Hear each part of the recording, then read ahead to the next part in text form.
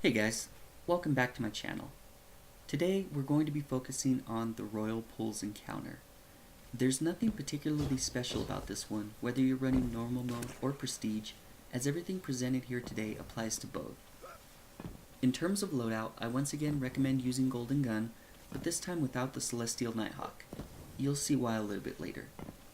A Scout Rifle is a great choice here for knocking out enemies at range, while an auto rifle or an SMG is ideal for close quarters engagements. The most important thing is to again run a rocket launcher with cluster bombs. I know that people also like using shotguns or the Merciless to drop those bathers, but I'll explain why rockets are the superior choice shortly.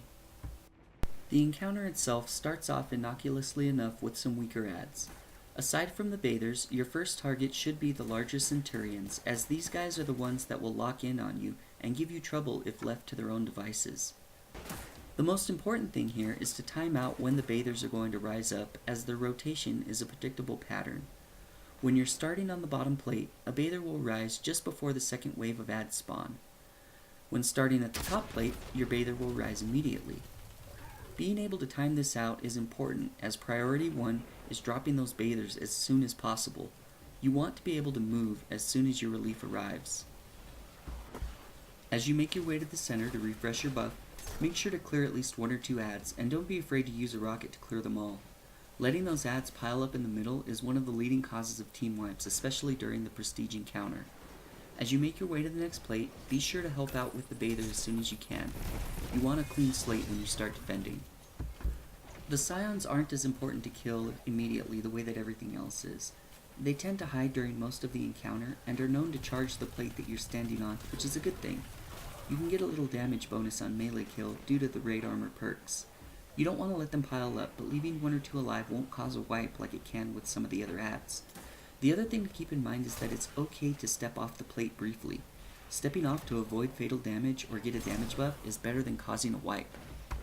You'll notice that if you can shoot the bather with a rocket right as he peeks his head out, all those cluster bombs are going to hit and 90% of his health will be gone immediately.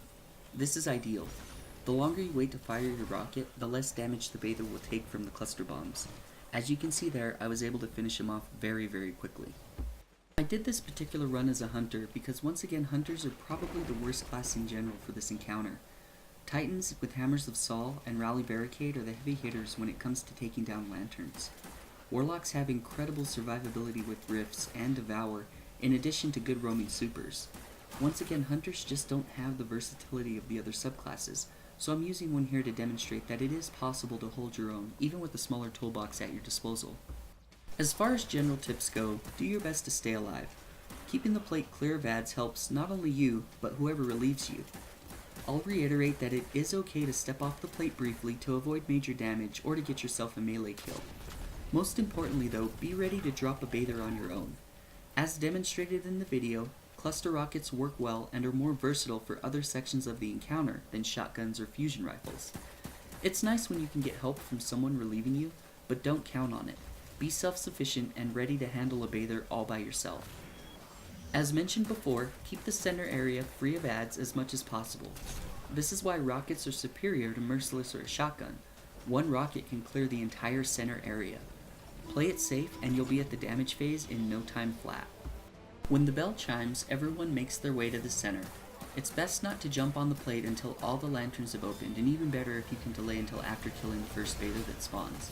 Start by using Golden Gun, and in this scenario 3 shots are better than 1. While a shot with the Nighthawk will take out 1 lantern, you can spread the damage more evenly with my shots. Once that's done, you should switch to rockets and unload. The versatility of rockets during the damage phase is another reason I recommend them over a fusion or a shotgun. The cluster bombs are capable of damaging all 3 lanterns in a group, and if needed a rocket can be used to clear a rogue bather who happens to survive ad clearing. Make sure all 9 lanterns are clear, and that's that. You have a 1 phase clear of the Royal Pulls encounter. One last note to keep in mind if you're going to change your loadout for the next section. There is currently a bug where if you change your loadout when separated from your allies, you can cause a spawning glitch that will not resolve itself until you go to orbit. In order to avoid this, make sure to switch your weapons and your armor when everyone is grouped up together. That's all I have for the Royal Pulls video. Let me know in the comments section how I can improve, or if there's specific content you'd like to see me cover. Make sure to leave a like if you could to help support the channel, and any other measures such as subscribing or hitting the little notification bell would also be appreciated. Until next time, I wish you all the best of luck and fun times running those raids.